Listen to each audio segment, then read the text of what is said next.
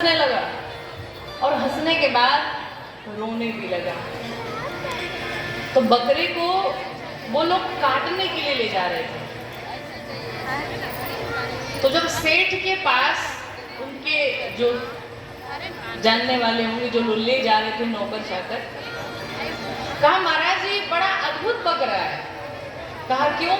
कहा इसको जैसे गंगा स्नान कराया ये हंस पड़ा और रोता भी है, और सबसे अजीब बात तो ये है कि ये मनुष्यों की भाषा में बात करता है। तो सेठ ने पूछा बकरे से, ये बता भाई तू हंस क्यों रहा था? तो बकरे ने कहा कि हम इसलिए हंस रहे थे कि हमें पूर्व जन्म की सब बात याद है। क्या याद है तुम्हें? उस बकरे ने कहा कि मेरा भी एक समय था कि मैं भी जो काम तुम करने जा रहे हो काटने का, यही कार्य मैं भी करता था, और उसका परिणाम ये हुआ कि मैं आज 1000 बार बकरा बन चुका हूं। और जब मुझे पता चला कि तुम मुझे काटने ले जा रहे हो तो मैं तुम्हें देख करके हंस पड़ा कि जो गलती मैंने की वही गलती तुम भी करने जा रहे हो। अच्छा रोई क्यों? कहा रोया मैं इसलिए कि अब जो मैं कटूंगा ना तो वो मेरा लास्ट होगा। इसके बाद मुझे इस बकरे की योनि से छुटकारा मिल जाएगा। जब सेठ ने सुना ऐसी बात है तो सेठ ने कहा कि अब मैं तुम्हें काटूंगा नहीं। बकरे ने कहा महाराज चाहे लाख प्रयास कर लो, आज मेरा मरना लिखा है, मैं मरूंगा। सेठ ने कहा मैं भी देखता हूं तुम कैसे मरोगे। पूरे बॉडीगार्ड लगा दिए बकरे के पास, चारों तरफ कोई परिंदा पर न मार पाए, और स्वयं सेठ भी उसके साथ साथ रहने लगा, घर से कहीं बाहर नहीं जाएगा। 4, 5, 10 लोगों को लगा दिया बकरे के आगे पीछे, कोई काटने न पाए, कोई कुछ करने न पाए। बकरा मुस्कुरा रहा है, आज मैं मरूंगा चाहे जैसे भी मरूं। इतनी सिक्योरिटी के बाद भी वो बकरा ऐसे ही बाहर गया, और जैसे ही बाहर गया महाराज एक बिजली की कड़क हुई और बिजली उसके सिर पर आकर के गिरी और बकरा वहीं पर धड़ाम से गिर के मर गया। सेठ की आंखें खुल गई कि ये जो कह रहा था वो सत्य कह रहा था। मृत्यु अटल है। जब जिस स्थान पे जिस क्षण लिखा होगा मर जाएंगे यार, इसलिए मरने से नहीं डरना चाहिए। मृत्यु और मोक्ष में अंतर क्या है पता है? मृत्यु किसे कहते हैं, मोक्ष किसे कहते हैं? बार बार हम आप चर्चा करते ना, हमें मोक्ष चाहिए। मोक्ष क्या है? मृत्यु क्या है? मृत्यु उसे कहते हैं कि हमारी सांसें समाप्त हो जाए लेकिन हमारी इच्छाएं बची रहे, इसे मृत्यु कहते हैं। और मोक्ष उसे कहते हैं कि हमारी इच्छाएं जीते जी समाप्त हो जाएं और सांसें बची रहे, उसे मोक्ष कहते हैं। ये असली मोक्ष है।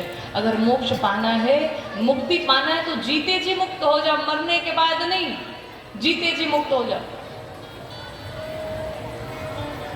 मृत्यु अटल है।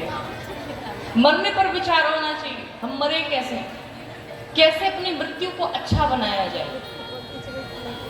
एक जब हम लोग पढ़ते थे तो एक किताब आती थी, तो उस किताब में एक घटना थी और उस दृष्टांत से हमें बहुत बड़ी सीख मिलती है तो काल्पनिक लेकिन बड़ी सीख वाली बात है। एक बार एक व्यक्ति के घर पे यमराज पहुंचे। यमराज गए, काला काला भयानक शरीर देख करके वो व्यक्ति डर गया। भाई आप कौन है?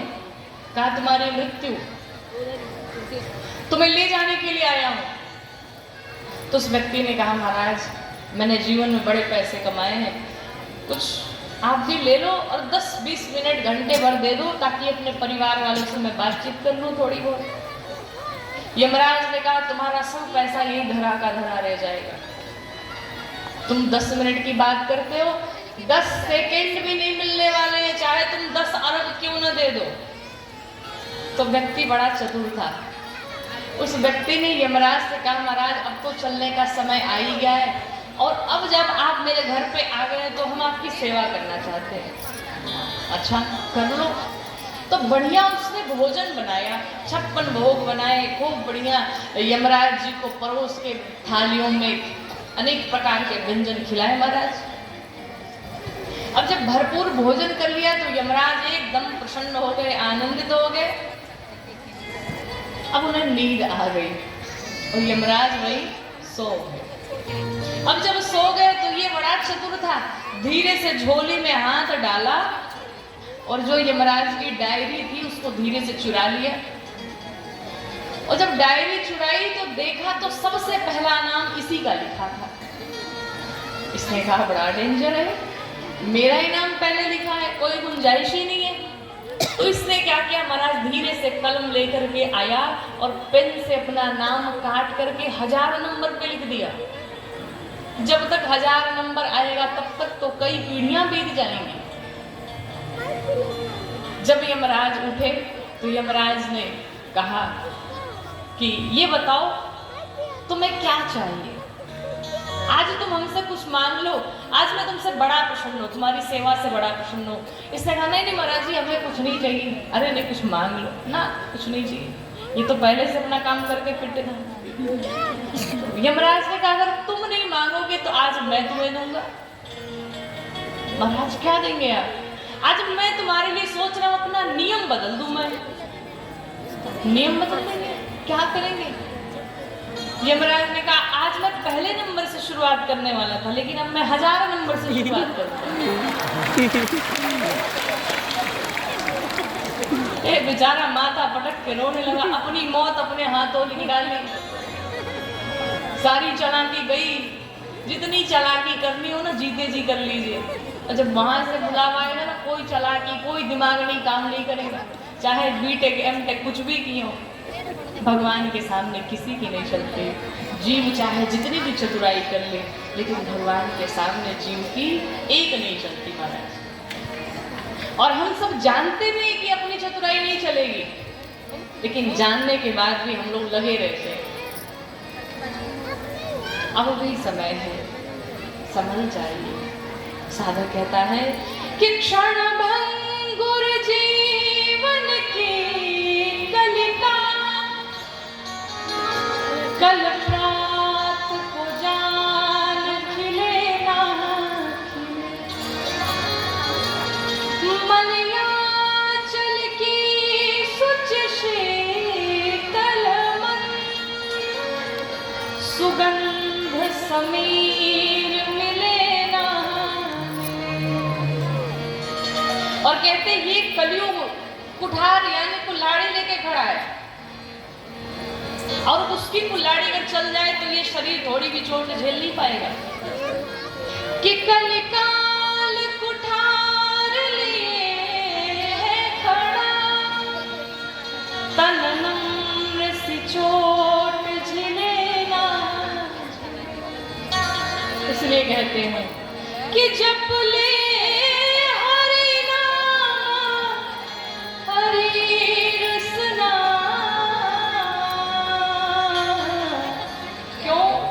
क्योंकि फिर अंत समय ये लेना,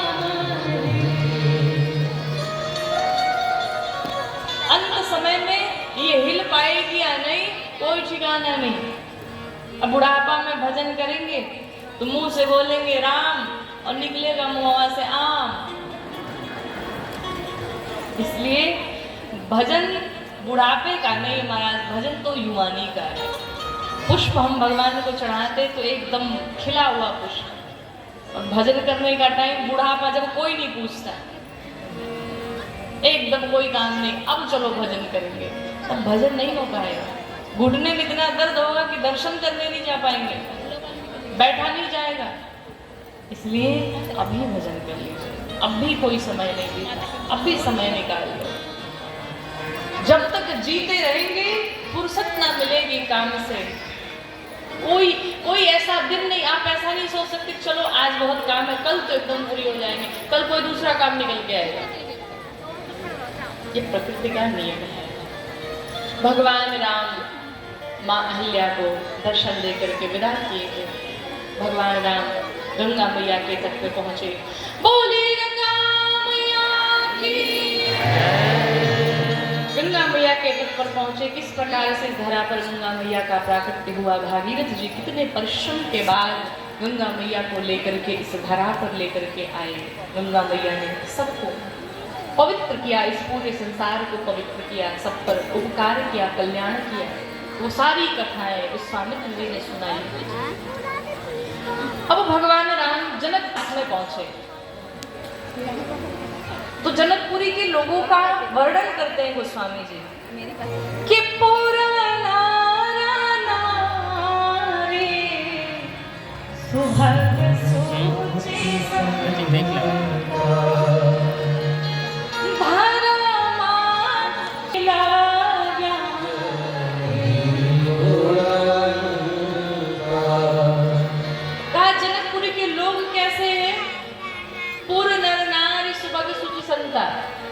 सभी के सभी संत हैं, धर्मशील हैं, ज्ञानी हैं, गुणवान हैं। और इतना ही नहीं, सबसे अच्छी पहचान बताई कि सबने अपने माथे पर तिलक धारण किया है। किसी ने वैष्णव तिलक धारण किया है, किसी ने शैव तिलक धारण किया है। और एक हम आप हैं कि तिलक लगाने में भी शर्म आती है। कितनी बड़ी विडंबना है। और बात करते हैं हिंदू राष्ट्र की। अपने संस्कारों को तो पूरा कर नहीं पा रहे,